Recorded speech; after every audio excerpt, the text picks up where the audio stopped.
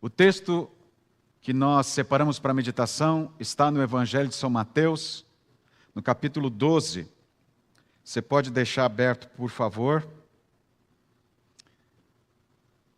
Deus tem uma mensagem para nós na sua palavra.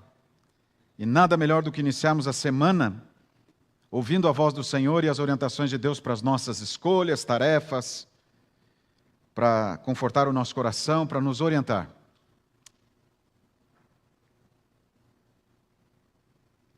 Mateus capítulo 12. Não sei se já aconteceu com você. A gente vem à igreja, canta, ora, encontra pessoas queridas. Confraternização é importante. A gente ouve a palavra de Deus. É convencido do plano de Deus para nós, da criação, do plano da redenção, das propostas que o céu todo tem para nós. E a gente até toma decisões com relação a mudar de vida, mas não muda.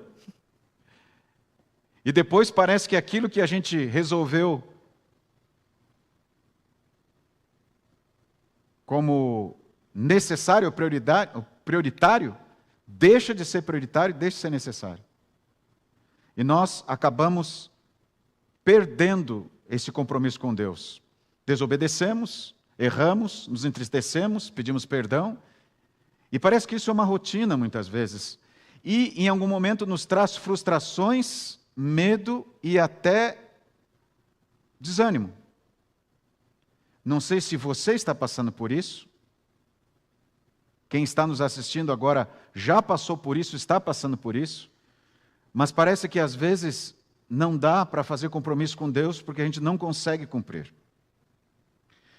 Eu quero ver com vocês nesta noite como que Deus age em nossa vida e como que nós podemos superar esse sentimento e essa situação. Oliver Crowther disse o seguinte: idolatria é qualquer coisa que esfrie o seu desejo por Cristo. Que tipo de coisa, de situação, de pessoa tem esfriado o nosso desejo por Cristo? O que tem nos levado a perder o interesse por Cristo? A se importar por Cristo? E algo muito básico que nós temos que entender está dentro de nós. E quando a gente entende isso e a gente começa a elaborar um processo de compreensão disso, nós nos sentimos mais fortalecidos e focados para vivermos um cristianismo mais ativo. Eu já falei para vocês aqui em alguma ocasião, há um tempo atrás, sobre o bambu chinês. Mas tem algumas lições que nós precisamos relembrar nesse início de ano, nesse começo de semana também. E alguns de vocês talvez não conheçam, mas essa planta tem uma característica. Depois de plantada a semente desse incrível arbusto, uma coisa vai acontecer. Não se vê nada por aproximadamente 5 anos. É exatamente isso que você escutou. 5 anos. Exceto um lento desabrochar de um diminuto broto a partir do bulbo. E quem não conhece muito essa planta, vai pensar que perdeu tempo e que não resolveu nada. E até pode desistir, porque não está vendo o resultado. 5 anos. Não é? Não são 5 dias, não são 5 semanas, nem 5 meses, são 5 anos. Você vai ver essa planta no teu jardim, ou na floresta, ou no local que você colocou lá a semente, desse jeito. Só um brotinho. Então, no final do 5º ano, o bambu chinês cresce, e olha, até uma incrível altura de 25 metros. Até o final do 5º ano, apenas um brotinho.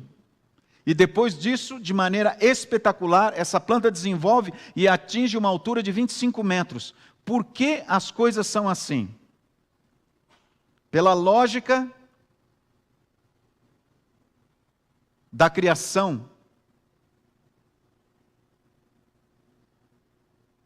e da base para esses 25 metros que esse bambu tem. Que lógica é essa? O bambu chinês só atinge os 25 metros porque durante 4 anos, quase 5, desenvolveu uma maciça estrutura de raiz. Como que uma planta com essa característica, que é um bambu, vai ficar sustentada nos seus 25 metros se não tiver uma base muito bem preparada, que são as suas raízes? No primeiro vento, primeira brisa, nem precisa ser um vento muito forte, ele viria ao chão. Então, nesses 4 para 5 anos, ele está fortalecendo as suas raízes. Fortalecer as raízes é importante para essa planta. E em nossa vida espiritual é a mesma coisa. Parece uma aplicação muito simples, mas ela é prática e verdadeira. Se a natureza trabalha assim, a nossa natureza humana precisa trabalhar assim também. Então vamos entender isso numa aplicação também prática que Jesus fez e pregou em Mateus capítulo 12. Vamos para lá, capítulo 12, e nós vamos ler os versos 43 até os versos 45. Então pode deixar a tua Bíblia aberta aí, que daqui nós vamos para outros versos nesses minutos aqui. Vamos lá. Primeira explicação de Jesus da nossa realidade. Quando um espírito imundo sai do homem, anda por lugares áridos, procurando repouso, porém não encontra. Jesus está exemplificando aqui, ilustrando aqui alguém que o aceita. Alguém que tomou a decisão de receber Jesus na sua vida. Que não está contente com o que está acontecendo, alguém que resolve seguir a Deus. Alguém resolve ouvir o apelo do Espírito Santo e aceita Jesus.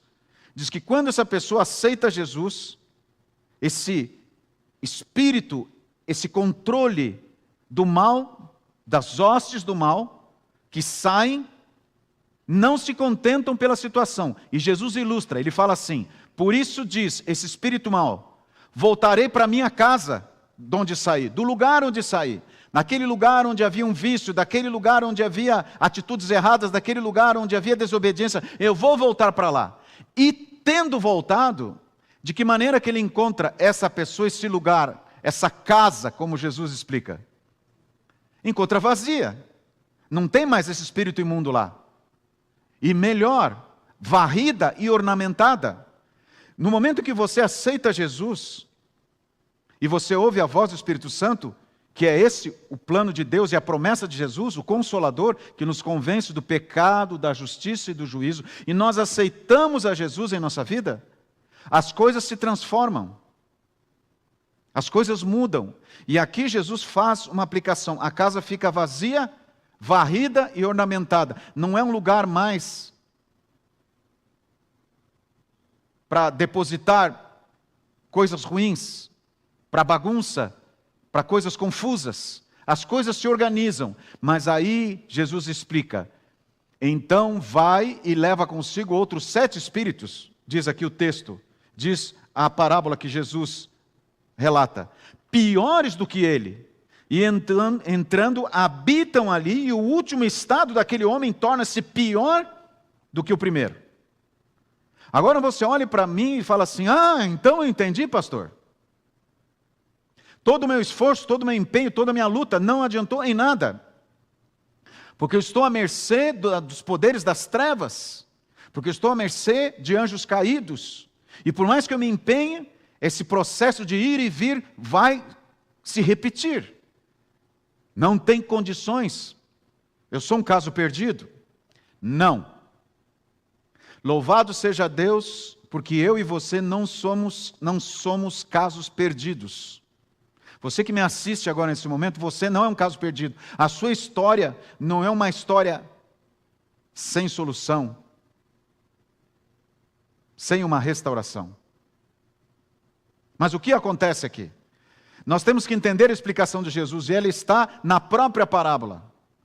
Quando esse ser do mal, quando esse poder das trevas retorna para trabalhar com aquele ser humano, com aquela pessoa que decidiu aceitar Jesus, de que maneira que ele encontra aquela pessoa? Ou a casa que ele ilustra, de que maneira que está? Primeira coisa, varrida. Foi tirado coisas de lá. Quem sabe vícios, atitudes, procedimentos, costumes. Foi limpado pelo poder de Deus, pela presença de Jesus. Mas tem uma segunda característica, adornada. Ela não foi só limpa, ela foi preenchida com coisas que deixaram bela a casa. Ou seja, a vida da pessoa foi transformada e começou a transparecer, a testemunhar mudança e coisas boas. Amém? Aleluia por isso. Louvado seja Deus. Mas aí Jesus explica uma coisa importante aqui na parábola. Ele diz que a casa está varrida, quer dizer, foi expulso de lá, foi tirado, foi jogado fora. Sabe aquela limpeza que você faz na casa? De vez em quando eu e a Silmara, a gente se junta e fala assim, ó, vamos fazer uma faxina aqui, jogar coisa que a gente não usa fora e doar algumas coisas que a gente tem a mais. A gente dá uma ajeitada na casa, limpa, varre e coloca coisa boa no lugar. Mas Jesus fala que a terceira característica dessa casa está de que maneira? Desocupada, vazia. E aí está o grande problema dessa situação. Aí está a grande realidade dessa situação. O problema não é aceitar Jesus, a dificuldade não está em mudar de vida ou pensar em mudar de vida, aceitar o plano da salvação, não está em libertar-se de vícios, de atitudes, de características que não são boas. O problema não está em fazer um compromisso com Deus e ser obediente e trazer para a vida da gente uma transformação. Não está. O problema está nessa palavra, desocupada, vazia. E por que está nessa questão? Por que o problema está aí? E eu, quando eu enfrento uma luta, ou quando eu retorno a erros passados e abandono Deus, a uma vida regressa, é porque eu estou caminhando neste problema. A casa está desocupada, a casa está vazia. E como que eu sei disso? Então, vá comigo agora, por favor, para Romanos capítulo 6, verso 12. A palavra de Deus nos explica de maneira muito clara como as coisas funcionam e como nós funcionamos. E eu, com isso, tenho condições plenas de buscar a fonte e a solução verdadeira, não coisas superficiais. E louvado seja Deus porque você escolheu, nesse momento, estudar a palavra de Deus. Amém? Vamos lá. O que diz Romanos capítulo 6, verso 12? Que fala aqui? Não reine, portanto, o pecado em vosso corpo mortal, de maneira que obedeçais às paixões, ou às suas paixões. Qual que é a grande declaração de Paulo aqui para nós? A palavra que resume tudo: reine. Reine significa que tem moradia, que tem domínio, que tem controle, que é prioridade. E Paulo está dizendo aqui, não reine. Não permita que as prioridades sejam as paixões. E muitas vezes nós permitimos que a prioridade da nossa vida sejam as nossas paixões. E o pior, às vezes não são coisas ruins. Nós, como lemos no início, como eu li a declaração no começo, a nossa idolatria às vezes acontece com coisas boas. Com o tempo que eu estou gastando com coisas boas. E não estou ocupando a minha vida com Jesus, com a presença de Jesus. A minha casa está vazia. As minhas paixões estão predominando, estão sendo prioridade para mim. O pastor e escritor Max Lucado escreveu esse texto e eu trouxe aqui para vocês porque eu considero muito importante para esse estudo que nós estamos fazendo. Ele diz assim: o que consideramos atalhos, Deus vê como desastres. Sabe aquele jeitinho no relacionamento com Deus? Ele não prepara leis para nosso prazer, Ele as entrega para nossa proteção. Não dá para barganhar com Deus. Não dá para ficar dias sem ler a palavra de Deus, sem estudar a palavra de Deus, sem orar, sem ter comunhão com Deus e esperar que as mudanças aconteçam e que a gente tenha condições de vencer as paixões. Não dá. E Lucado continua, ele diz assim: em tempos de luta devemos confiar na sabedoria dele, não na nossa. Você compreende isso? Não em suas paixões. Hoje, o primeiro dia da semana, quando eu me preparo para uma rotina de trabalho, para esse tempo que Deus me deixou para mim, eu preciso dedicar tempo para Deus também. E ele fala em tempos de luta, nós devemos confiar na sabedoria dele, não na nossa. Foi, e aqui Lucado diz, foi ele quem projetou o sistema. Uau! Ele sabe do que nós precisamos. Quando você for tentado a fazer do teu jeito, lembra, foi Deus que te projetou e Ele sabe o que é melhor. E Ele diz, sem mim, nada podeis fazer. Ele diz, permaneçam em mim. Por quê? Porque nós estamos nadando contra a correnteza e tentando fazer algo que nós não conseguimos fazer. E o que é isso? Para saber isso, nós vamos para o livro de Jeremias. O texto é Jeremias, capítulo 13, verso 23. Aqui o profeta também nos explica, como Paulo, qual é a nossa realidade e qual é as consequências dessa realidade. Jeremias, capítulo 13, verso 23.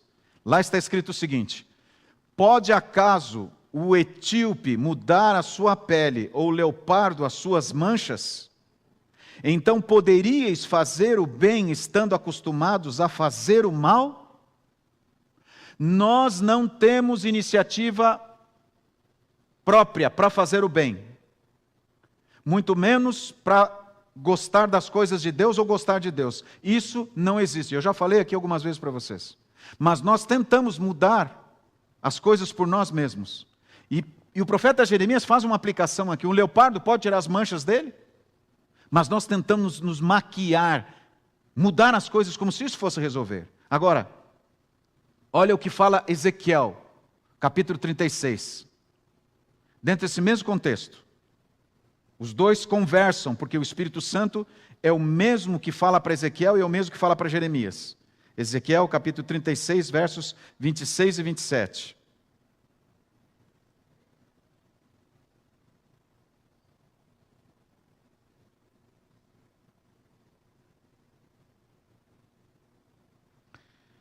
Dar-vos-ei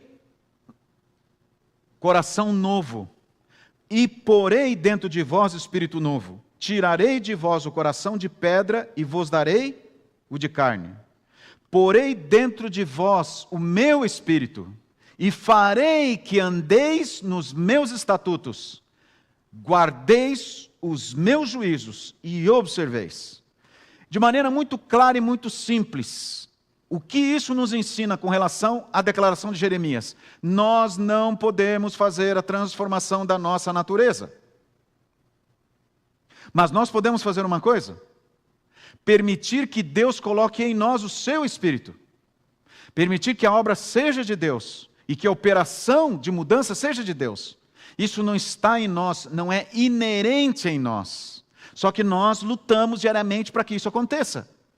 Nós tomamos decisões, nós nos arrependemos dos nossos pecados, nós entendemos os nossos erros, só que nós continuamos tentando por nós mesmos essa transformação, e Deus fala assim: você não pode. Mas você pode fazer o quê? Não deixar a tua casa vazia. Coloca o Espírito Santo na tua casa. Porque quando o Espírito Santo, e Deus diz, porei dentro de vós o meu Espírito, a casa não fica vazia. E o grande dilema é que a nossa casa está vazia porque o Espírito Santo não está lá. Nós não temos orado pelo Espírito Santo, nós não temos buscado a comunhão do Espírito Santo, porque nós frequentamos a igreja, nós sabemos alguns textos da Bíblia, nós temos uma certa experiência como cristãos, ou adventistas, ou evangélicos, ou que acreditam em Deus, o suficiente para cuidar dos nossos problemas. Nós sabemos e podemos administrar. Não. Nós precisamos do Espírito Santo. Mas será que o Novo Testamento conversa com o Antigo Testamento? Será que Paulo conversa com Jeremias e com Ezequiel? Vamos confirmar isso. Gálatas, capítulo 5, versos 16 a 17 e o verso 24. O mesmo Paulo que fala em Romanos, agora ele fala em Gálatas, sobre essa realidade. Gálatas capítulo 5, versos 16 e 17. Primeiro, depois a gente lê o verso 24. Encontraram? Olha o que a palavra de Deus diz aqui. Digo, porém, andai aonde, gente querida? No Espírito, e jamais satisfazeis a concupiscência da carne. O que Paulo está querendo dizer aqui? Ou você tem o Espírito Santo na tua vida, ou você permite que Deus coloque o Espírito Santo na tua vida, isso é obra divina, mas é uma obra que já está à nossa disposição, amém, aleluia, louvado seja Deus por isso. Eu não estou à mercê, não estou abandonado, não estou sozinho, Ele coloca lá. E eu agora ando no Espírito. O que significa isso? Eu não satisfaço a concupiscência da carne. O que é essa concupiscência da carne? Paulo fala isso em Romanos capítulo 6, fala isso em Romanos capítulo 8. É a minha natureza pecaminosa, essa natureza que eu herdei quando Adão pecou. Ele passou a ter essa natureza. Que natureza é essa? Gênesis capítulo 3, verso 15. Deus disse que poria uma inimizade entre nós e o pecado. Por quê? Porque já existe entre nós e o pecado uma amizade. Essa natureza, eu já nasço com ela. Então essa concupiscência, ela está em nós. Quando eu não tenho o Espírito Santo presente, eu não ando no Espírito Santo, ela vai se manifestar. Não preciso fazer nenhum curso. Eu levanto de manhã, eu não levanto dizendo, eu quero, eu vou fazer tudo que Deus mandar, eu posso até fazer uma promessa, mas eu não vou conseguir. Eu preciso desse poder. E Paulo continua, porque a carne milita contra o Espírito. Mas a minha carne, a minha natureza vai fazer o quê? Ela não vai querer o Espírito Santo ali. E como que isso vai fazer? Não é que existe uma situação mística. Eu simplesmente vou tomar controle da minha vida. O Espírito Santo não vai mais estar presente, não vai falar para mim, eu não vou aceitar ele presente na minha vida. Só que a luta da carne é o quê? A minha natureza é o quê? Eu não quero o Espírito Santo ali. Eu quero ficar sozinho, eu quero ficar com a minha casa vazia. Só que Paulo diz que o Espírito Santo também milita contra a carne. Da mesma maneira que a minha natureza não quer o Espírito Santo me quer. Ele quer estar presente na minha natureza. E ele explica, porque são opostos entre si, para que não façais o que porventura seja o vosso querer. Olha só. Não façais o que é do vosso querer. Qual é a minha natureza? Qual é o meu querer? Eu marco. O que eu quero? Eu quero o Espírito Santo presente na minha vida? Posso até colocar isso como ideal, mas a minha natureza não quer. Eu quero viver sozinho por mim, resolver os meus problemas, controlar as coisas do meu jeito. Isso eu nasci assim. Mas vem Deus e se manifesta e fala assim, eu quero estar em você, mas eu preciso permitir. Senão a casa fica vazia. Eu fico dependendo dessa concupiscência, dessa minha natureza, dessa minha característica humana que eu nasci. E aí o que acontece? Eu alimento o meu querer. Só que ele fala no verso 24, e os que são de Cristo Jesus, crucificaram a carne com as suas paixões e concupiscências. Agora, olha para mim aqui agora, presta atenção nisso. Paulo está declarando para nós um segredo, uma fórmula, a gente vê muito isso aí, né? Principalmente nas redes sociais, nas propagandas que tem em canais de YouTube. Você vai ficar rico, assista minha aula, você vai ganhar dinheiro como nunca ganhou, porque essas coisas a gente ouve muito por aí, né? Mas eu não estou falando disso, eu estou falando da palavra de Deus. E a palavra de Deus tem aqui uma declaração de Paulo inspirado pelo Senhor. Como que funciona isso? Ele fala do quê? O que ele ilustra para enfraquecer a nossa natureza. Essa carne, essa concupiscência. Com as paixões e com a minha vontade. O que ele ilustra? Eu tenho que fazer o quê? Crucificar. Por que Paulo usa crucifixão? Por que ele não fala afoga? Por que ele não fala joga no precipício, põe fogo? Por quê? Ele está querendo dizer para nós que isso é um processo, gente. É um processo. Lembra do bambu chinês? 4 anos a raiz lá se espalhando, e aquilo que não parece ter resultado, aquilo que não parece ter transformação, perder tempo, não. No 5º ano, a árvore cresce 25 metros. Esse processo de enraizamento, de aprofundar, é individual, é pessoal, mas ele está acontecendo.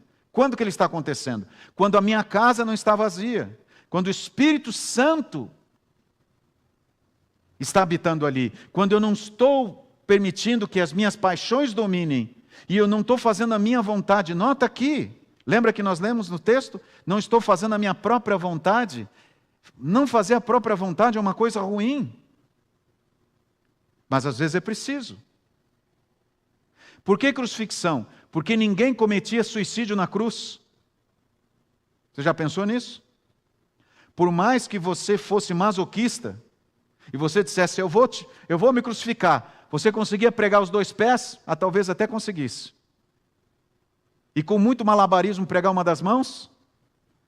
Até que você fosse o super mega masoquista, talvez. Mas pregar outra mão? Não. A crucifixão só acontecia quando alguém era crucificado por outro. Era uma atitude, uma obra, um processo externo. A própria pessoa não podia fazer isso. Por isso que Paulo diz que isso precisa acontecer. Crucificar a carne significa o quê? Não é você que vai ter poder para transformar essa natureza. É externo. É crucificar por quê? Por que crucificar? Porque o Deus, o Criador, o Espírito Santo é que vai fazer isso. E vai fazer isso não só enfraquecer tua natureza, vai com as tuas paixões e as tuas concupiscências. Só que isso, vai lá, é uma luta. Todo dia eu tenho que permitir que Deus esteja no controle e eu menos, até que a minha natureza fique enfraquecida. Por que Paulo usou a ilustração da crucifixão? Porque a crucifixão era um processo rápido ou demorado? Demorado. Diz a história que alguns crucificados ficavam dias na cruz, até uma semana na cruz. Uma semana. Durante o dia, pendurados, com calor causticante, e à noite um frio insuportável. E eu estive nessa região, realmente, durante o dia é um calor horrível. Mas à noite faz frio, da gente precisar usar edredom, coberta. Eu usava coberta lá em Israel. Imagina o crucificado naquela cruz, e as pessoas rindo e debochando, ficava horas ali, dias às vezes. Por isso que ele fala, tem que ser crucificado a tua carne. E eu quero terminar esse momento com uma promessa de Deus, que resume tudo isso para nós e mostra que Deus quer fazer isso e pode fazer isso. Vamos para Filipenses, que é um livro depois desse que você está, o livro de Gálatas, Efésios, desculpe, aí vem Filipenses, 2 livros depois, Gálatas, Efésios, Filipenses capítulo 1, verso 6.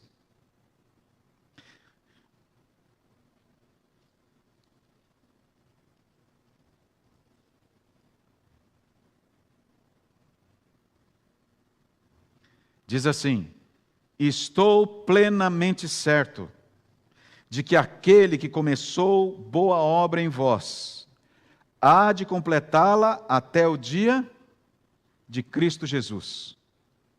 Paulo está explicando para nós a parábola que Jesus relatou em Mateus 12.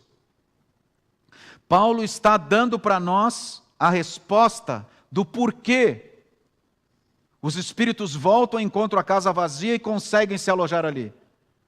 E Paulo está dando a solução para isso não acontecer. Ele fala, o mesmo poder que tocou em você, que convenceu em você, que levou você a se converter, a aceitar Jesus, e levou você a decidir limpar a tua casa, e limpou com você a tua casa, e o mesmo poder que além de limpar a tua casa, varreu a tua casa e ornamentou, mudou a tua vida, é o mesmo poder que tem que continuar ali presente fazendo isso. Você não pode dizer para Deus assim, tá bom Deus, você já varreu, e eu já varri, já limpamos, já ornamentamos, agora pode ir embora que a casa está limpa, mas vazia. Por quê? Porque a minha natureza está ali ainda. Pode estar até enfraquecida, mas ela está ali. Pode estar enfraquecida, mas ela está ali. E quando o inimigo retorna, quando esses anjos caídos retornam para influenciar a minha vida, para me levar à tentação, para usar o mal contra mim, eles têm a favor deles a minha natureza. E eu não tenho ninguém para me defender. Por isso que Paulo diz, esse poder que fez a obra da limpeza, de varrer, de ornamentar, é o poder que precisa terminar e completar até o dia de Cristo. E como que essa obra é completada? Pela presença do Espírito Santo em nossa vida. Pela presença do Espírito Santo em nossa vida. Pelo controle do Espírito Santo da nossa vida. Pela decisão diária que eu tenho que fazer, não agora, mas amanhã, só agora, desculpe, mas amanhã, depois, todo dia, de que Jesus é o Senhor da minha vida, e que eu quero que o Espírito Santo, do trono do meu coração, o marco e colocar a Jesus. Isso, cada dia, diz Paulo, eu morro. O mesmo Paulo que disse, miserável homem que sou, porque aquilo que eu quero, eu não faço, e aquilo que eu não quero, eu faço. Você já passou por isso? Puxa, eu não queria, mas fiz. Eu queria e não fiz. Ele fala em Romanos capítulo 7. Ele chega a falar, miserável homem que eu sou. Quer dizer, eu não tenho esperança, eu não tenho solução, eu não sei. A casa parecia que estava tudo bem, agora veio. Mas ele fala, mas graças a Deus, por Cristo Jesus. Esse Paulo, com lágrimas nos olhos e talvez com frustrações na sua vida, muitas delas, porque ele era um bom religioso, mas ele confiava nele mesmo e nas suas obras. Ele entendeu que ele precisava de Jesus na sua vida. E Jesus seria a fonte das boas obras. E as obras seriam fruto da presença de Jesus na sua vida. Não uma casa vazia, por mais que seja ornamentada e varrida, mas uma casa cheia da presença de Jesus e do Espírito Santo. Amém? Aleluia! Os que andam no caminho da obediência encontrarão muitos embaraços. Olha só. Não é fácil. O processo de crescimento não é fácil. Influências fortes e sutis podem ligá-los ao mundo. Você percebe porque a casa não pode estar vazia? E aí continua. Mas o Senhor é capaz de tornar sem efeito cada instrumentalidade que opere para derrotar os seus escolhidos. Quem é que pode enfraquecer o ataque do mal, dos anjos maus, dos anjos caídos? Quem é que pode nos dar vitória? Quem é que pode tornar sem efeito as influências do mal em nossa vida? É o meu conhecimento? É minha força de vontade? É minha determinação? Também pode ajudar. Mas aonde está a fonte? O Senhor é capaz de tornar sem efeito cada instrumentalidade que opere para derrotar seus inimigos e os seus escolhidos. E diz assim, em sua força eles podem vencer. Mas na força de quem? Do Senhor, do Espírito Santo, de Jesus. Cada tentação pode ser vencida. Triunfar sobre cada dificuldade. Amém. Aleluia. Louvado seja o Senhor. Eu não preciso voltar para casa hoje, em mais um domingo, em mais um primeiro dia da semana, mais o início de um ano, mais o início de um mês, contando as horas para voltar a desobedecer a Deus, ou abandonar Deus, ou voltar as minhas costas para Deus, ou adiar a minha entrega para Deus. Eu posso voltar hoje decidido de que existe um poder à minha disposição. A minha casa não precisa ficar sozinha, vazia, abandonada. Ela deve ser ocupada pelo Espírito Santo. E eu posso começar isso agora, tomando essa decisão. E amanhã, nos primeiros momentos do dia, antes de qualquer coisa, eu me ajoelhar, me entregar a Jesus, estudar a sua palavra e buscar as suas orientações e a sua direção. Você quer fazer isso? Deus pode fazer isso e quer fazer isso na sua vida. E lembre, Paulo tinha plena certeza de que esse poder que começou essa boa obra na minha vida, vai completá-la. Mas ele precisa estar presente na minha vida. Mesmo que isso demore, é um processo. Mas ele já começa no momento em que eu aceito. Que Deus te abençoe e que você tenha uma semana muito feliz. Quarta-feira nos encontramos aqui. Vamos cantar?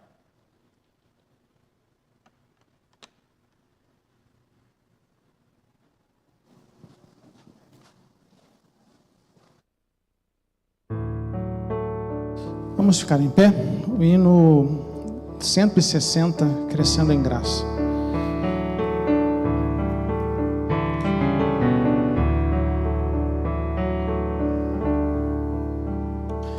Eu entrego a Jesus meus caprichos pessoais, as vontades tão carnais, e sigo em frente. Eu entrego a Jesus a impureza do meu ser. Quero mais do seu amor, quero viver em paz. Vou crescendo em graça, crescendo em poder. Vou crescendo em graça, movido pela fé.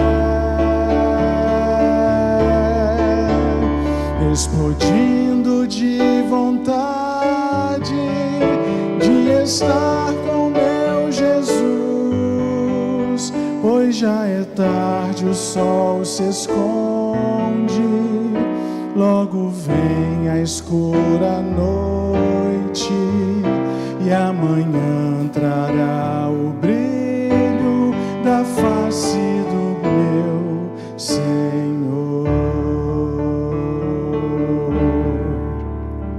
Eu entrego a Jesus toda mágoa que houver, para que eu possa perdoar meu semelhante. Eu entrego a Jesus preconceitos que formei. Quero um novo coração, quero viver feliz. Vou crescendo em graça, crescendo em poder. Vou crescendo em graça, movido pela fé. Explodindo de vontade de estar com meu Jesus, pois já é tarde, o sol se esconde, logo vem a escura noite, e amanhã trará o brilho da face do meu Senhor.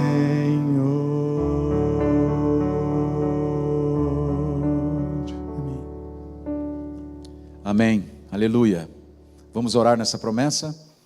Querido Pai, obrigado por não nos abandonar, por não desistir de nós. Obrigado porque Tu tens uma compreensão acima da nossa compreensão. A gente não consegue entender o Teu amor nem mensurá-lo, mas nós podemos aceitá-lo. E nós queremos aceitar este amor e decidir que Tu estejas conosco em nossa vida, presente em nós. E a nossa casa não esteja vazia, abandonada, desabitada, mas esteja habitada pelo Espírito Santo. E que nós tenhamos comunhão e dependência de Jesus cada momento da nossa vida. Ajuda-nos nesse processo de transformação para sermos obedientes a Ti e a Tua palavra. Nos abraça, nos acolhe e nos dá a Tua paz. Em nome de Jesus. Amém. Que Deus esteja com você.